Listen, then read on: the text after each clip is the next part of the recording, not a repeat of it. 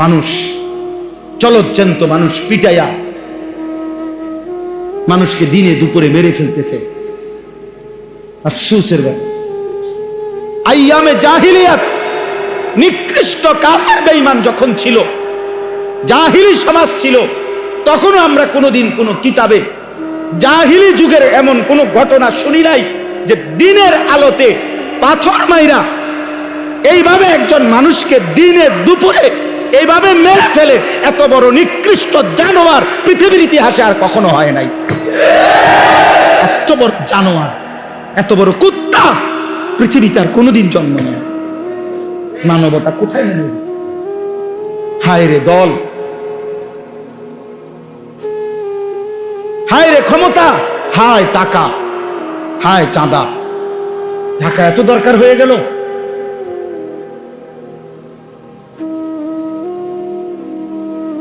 সারা পৃথিবী দেখছে, অবাক হয়ে গেছে, আশ্চর্য। একটা মানুষ, দাড়িওয়ালা একটা যুবক, জলজ্জান্ত মানুষটাকে এতগুলো মানুষের সামনে দিনে দুপুরে পাথর মেরে মেরে মেরে ফেলছে। আহা, তাইলে ভাইয়া দল বিষয় না, এখানে মনুষ্যত্ব কোথায় গেল? ইনসাফ গেল, মানবতা কোথায় হারিয়ে গেল? আজ সে আহত, আজ সে নিহত, আর তুমি সবসময় থাকবে অক্ষত। এর কি নিশ্চয়তা? আজ তার বোন দর্শিত, তার স্ত্রী পরকীয়া আসক্ত, আমার ঘর তোমার ঘর সবসময় থাকবে পবিত্র, সুরক্ষিত। তার কি নিশ্চয়তা? তার কি নিশ্চয়তা?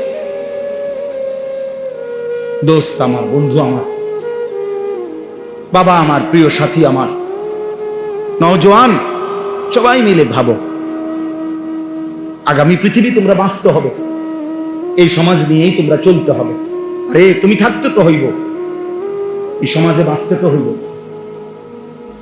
বাস্তবতা হলো নিজের ভাবনা, নিজের জন্য ফিকির করা উচিত সবচেয়ে বেশি। এক মানুষ গোটা পৃথিবীর জন্য চিন্তা করবে, ভালো কথা, নিজেকে না ভুলে, নিজেকে ভুলে যাওয়ার কোনো সুযোগ নেই। আমাদের সমাজে আমরা অনেক আছি এমন, যারা মানুষের কল্যাণে অনেক কাজ করে কিন্তু নিজেকে ভুলে থাকে।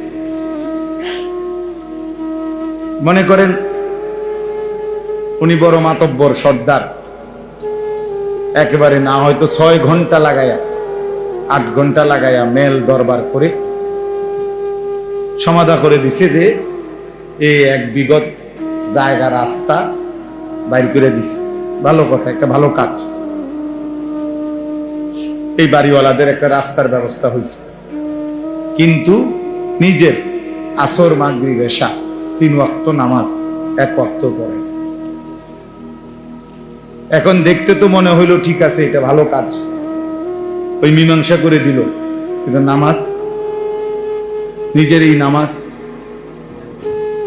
তাহলে এইটা বাদ দেওয়া, এটার কি যুক্তিকতা, কি কারণ? মানুষের কল্যাণ করতে গিয়ে নিজের আমল বাদ দেওয়ার অধিকার, অনুমতি কে দিল? এরকম অনেক অনেক যুবক ছেলে আছো তোমরা, দেখা গেছে এমনিতে যদি কল্যাণমূলক অনেক কাজ করতে বলা হয়, অনেক ছেলে পাওয়া যায়। মনে করেন এখানে বন্যার্ত মানুষ, ওদেরকে আমরা ত্রাণ দেব, সহযোগিতা করব, অনেক ছেলে পাওয়া যায়। খুব কষ্ট করছে মাশাআল্লাহ, একবারে হাঁটু পানিতে ডুবা, মানুষের কল্যাণে মানুষকে চাল ডাল বিভিন্ন জিনিস দিছে।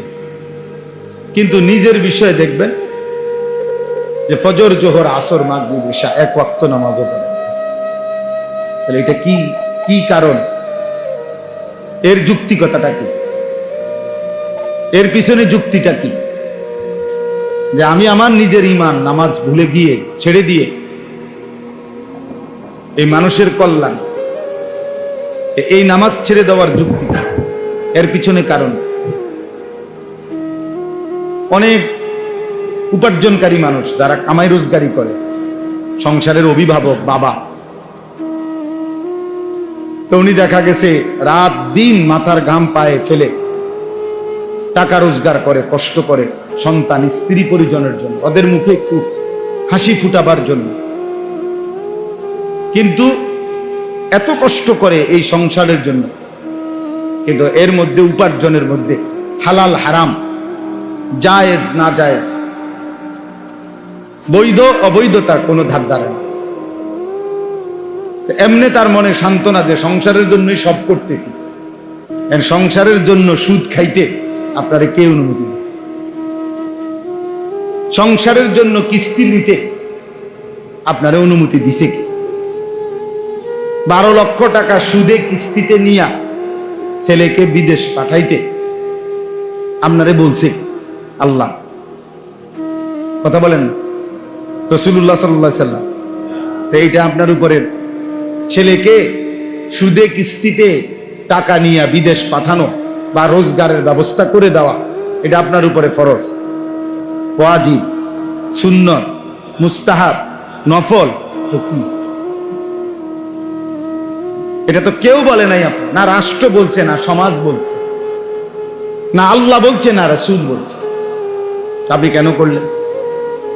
হালাল হারামের পার্থক্য কেন করলেন? সত্যিকার অর্থে বললে যদিও মনে কষ্ট যাবে, কিন্তু বাস্তবতা হলো এই হারাম নিয়ে যেই মা বাপ, যেই বাবা, যেই অভিভাবক সন্তানের উপার্জনের ব্যবস্থা করে, এ মূলত সন্তানের প্রতি মায়া না, এ নিজে হচ্ছে দুনিয়া লুবি, এ নিজে সম্পদ লুবি। এর হিসাব হইলো আমি এখন 12 লাখ টাকা পুঁজি খাটাইতেছি, তে বিদেশ থেকে টাকা পাঠাবে 12 বছর 10 বছর, এবার আমার আসবে 1 কোটি টাকা, আমি বাড়ি করবো, বিল্ডিং করবো। এই হলো মূল, এই হলো মূল, আর কিছু না। আর যদি বলেন যে না হুজুর, সন্তানের কল্যাণের জন্যই আমি এটা করছি, তাহলে এটা কখনোই সন্তানের কল্যাণ হইতে পারে না। হারাম কখনো কল্যাণ না, নাজায়েজ কখনো কি হইতে পারে না, কল্যাণ হইতে পারে। কোনো হারামের মধ্যে কোনো কল্যাণ নাই, আল্লাহর নিষিদ্ধ কোনো বস্তুর মধ্যে কোনো কল্যাণ, কোনো কল্যাণ। আল্লাহ তাআলা যা নিষেধ করেছেন তা আল্লাহ তাআলা তার মধ্যে কোনো উপকারিতা আছে অথচ নিষেধ করছেন, এমনটা হতেই পারে না। ইন্নাল্লাহা লা ইয়াযলিমু মিসকালা যাররা, কোরআনুল কারীমের মধ্যে আছে। আল্লাহ তাআলা নিজে বলছেন যে নিশ্চয়ই আল্লাহ এক বিন্দু, এক জাররা জুলুম করেন না। তাহলে আল্লাহ তাআলা জুলুম করতে পারেন না, আল্লাহ তাআলা জুলুম করেন। এই জন্য দোস্ত, মূল বিষয় হলো, আমি প্রথমে এই কথাটা বলতে চাচ্ছিলাম যে আমরা প্রত্যেকে এই ইসলাহি মজলিস, এই ছোট মাহফিল, যে বড় মাহফিল, প্যান্ডেলে মাহফিল, সিজনের মাহফিল যেটা হয়, এটার একটা উদ্দেশ্য থাকে এক ধরনের, আর এই ছোট মাহফিলের একটা ভিন্ন উদ্দেশ্য আছে আমাদের। এই জন্য আমরা এই পুরা বৃষ্টির মধ্যেও প্রতিদিন মাহফিলে যাই। এই জন্য যাই কয়জন শ্রোতা এটা বড় বিষয় না, 10 জনের কাছেই বলি আর একজনের কাছেই বলি, এই ব্যক্তিগত নিজের সংশোধন, ইসলাহে নফস, আত্মসংশোধন, নিজের সংশোধন, এটা আমরা জরুরি মনে করি। এই জন্য ভাবি যে যতভাবে হোক, যতবারে হোক, ছোট আকারে বড় আকারে, চলতে ফিরতে, উঠতে বসতে, রাস্তায় হাটে ঘাটে, মাঠে বাজারে, জীবন চলার পথে একজন দাঈ যে মানুষের কল্যাণের ফিকির করে, তার উচিত মানুষকে আল্লাহর দিকে ডাকা সারাক্ষণ, সারাক্ষণ। কবি আরশ পর, কবি ফরশ পর, কবি ইধার কবি উধার, কবি উনকে দর।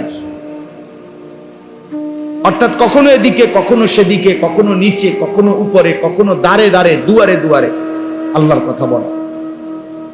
আমাদের নবী সাল্লাল্লাহু আলাইহি সাল্লাম সম্ভাবনার সুযোগ সব কাজে লাগাইছেন। একেবারে ওকাজ, আরবের বাজারে, মেলাতে, মানুষ যখন মেলায় গেছে, নবীজি সাল্লাল্লাহু আলাইহি সাল্লাম সেখানেও কালেমার দাওয়াত দিয়েছেন, বাজারেও কালেমার দাওয়াত দিয়েছেন, বাজারেও দিয়েছেন, রাতে দিনে সকালে দুপুরে সর্বাবস্থায় আল্লাহর নবী সাল্লাল্লাহু আলাইহি ওয়াসাল্লাম কালেমার দাওয়াত দিয়েছেন। এরকম বৃষ্টি মুখর পরিবেশেও আরবে বৃষ্টি কম হয়। যেমন আমরা 42 দিন হজ্জে ছিলাম, আমি এই মঙ্গলবার দিন আমি আসছি, 3-4 দিন হয় আসছি মাত্র। তো এই 42 দিনে কোনোদিন এক ফোঁটা বৃষ্টির ফোঁটা দেখিনি। বাংলাদেশে যখন এয়ারপোর্টে নামলাম, বিমান যখন ল্যান্ড করছে ঢাকা, তখনই দেখতেছি বৃষ্টি পড়তেছে। তাই আমি বললাম যে এই যে জাস্ট প্রথম বৃষ্টি দেখলাম আজকে এতদিন পর। তাহলে আরব দেশে বৃষ্টি কম হয়। বৃষ্টিতে আরব দেশে বৃষ্টি হইলে ওরা খুব খুশি হয়, আনন্দিত হয়। এই বৃষ্টি মুখর পরিবেশে যখন বৃষ্টি হয় রেয়ার কম, তারিখে ইতিহাসের কিতাবে আছে আল্লাহর নবী সাল্লাল্লাহু আলাইহি ওয়াসাল্লাম ওই রকম বৃষ্টি মুখর পরিবেশেও আবু জাহেলের দুয়ারে গিয়ে কালেমার দাওয়াত দিয়েছে, কালেমার দাওয়াত। এই জন্য ভাইয়া আল্লাহর কথা বলার প্রতিটা সম্ভাবনা সুযোগ কাজে লাগানো উচিত। নবীজি সাল্লাল্লাহু আলাইহি ওয়াসাল্লাম মিনার তাবুতে তাবুতে হাজীদের কাছে কাছে গিয়ে কালেমার দাওয়াত দিয়েছে, ইমানের দাওয়াত দিয়েছে। আজকে আমরা এটা বুঝি না। কথা ছিল এই, মুসলমান মাত্রই এক শব্দ জানে, এই এক শব্দ অন্যের কাছে দাওয়াত দেয়। আজকে আমরা মনে করছি নির্ধারিত শুধু হুজুর, কয়েকজন ইমাম, খতিব, বক্তা, উনাদেরই শুধু দায়িত্ব। না ভাইয়া, যে মুসলমান, আল্লাহর কসম, যে নিজেকেই মনে করে মুসলমান আমি, মানুষকে আল্লাহর দিকে ডাকা তারই দায়িত্ব। আমাদের এই ভারতীয় উপমহাদেশে ব্যবসায়ী বণিক আরব দেশের থেকে আগে আসতো। এই বণিক মানে ব্যবসায়ীদের দাওয়াতে এই ভারতীয় উপমহাদেশে সবচেয়ে বেশি হিন্দু, সবচেয়ে বেশি মানুষ কালেমা গ্রহণ করছে। কসম, এটা ইমানদারি, এটাই ঐতিহাসিক সত্য। হ্যাঁ হ্যাঁ, ভারতের একটা প্রদেশ আছে কেরালা, প্রত্যেক বছরই আমরা হজ্জে দেখি ইন্ডিয়ার সবচেয়ে বেশি হাজি, মানে যে কয়জন আসে তার মধ্যে সবচেয়ে বেশি হাজি হলো ওই কেরালা প্রদেশে, ভারতের। আগে এটার নাম ছিল মালাবার, মানে গোটা ইন্ডিয়ার সবচেয়ে বেশি মুসলমান হলো, ইন্ডিয়াতে তো এমনি মুসলমান কম, তার মধ্যে সবচেয়ে বেশি মুসলমান এই কেরালা প্রদেশে। তো এইখানে মালাবার আগে এটার নাম ছিল, ওইখানে এই ব্যাপক পরিমাণ হিন্দু পূর্ব যুগে কালেমা পড়ে মুসলমান হইছে। আরব দেশের ব্যবসায়ী বণিক, ওনাদের দাওয়াত। পূর্ব যুগ থেকে ব্যবসার একটা বড় কেন্দ্র ছিল ওইটা। এই যে সাইপ্রাস একটা দ্বীপ আছে, সাইপ্রাস, ওইখানে যে কয়জন মুসলমান, ঐতিহাসিক কথা হলো সেখানে মুসলিম ব্যবসায়ীদের মাধ্যমে সর্বপ্রথম কালেমার দাওয়াত হয়েছে। আজকের যে শ্রীলঙ্কা, এই শ্রীলঙ্কাতে যে কয়জন মুসলমান, সেখানে প্রথম কালেমার প্রচার প্রসার, ইসলামের দাওয়াত মুসলিম ব্যবসায়ীরা দিচ্ছে। তার মানে কি বুঝাইলাম? অর্থ হইল এক জামানা ছিল মুসলমান মাত্রই দায়ী, মানে আল্লাহর দিকে আহ্বানকারী, আল্লাহর দিকে আহ্বান। প্রত্যেকটা সাহাবায়ে কেরাম কালেমার দাওয়াত দিচ্ছে। হাদিসের মধ্যে আছে আল্লাহর নবী সাল্লাল্লাহু আলাইহি সাল্লাম সাহাবাদের জন্য দোয়া করছেন, আল্লাহুম্মা হদি বিহিম, আল্লাহ আমার সাহাবীদেরকে এমন বানান যেন তাদের দ্বারাই, তাদেরকে দেখেই মানুষ হেদায়েত পেয়ে যায়। হযরত শাহজালাল ইয়ামানি, এই যে সিলেটের জমিনে যিনি আসছেন, শাহজালাল ইয়ামানি, তো উনি তো ইয়ামানের মানুষ ছিলেন, এজন্য তো ওনার নাম শাহজালাল ইয়ামানি।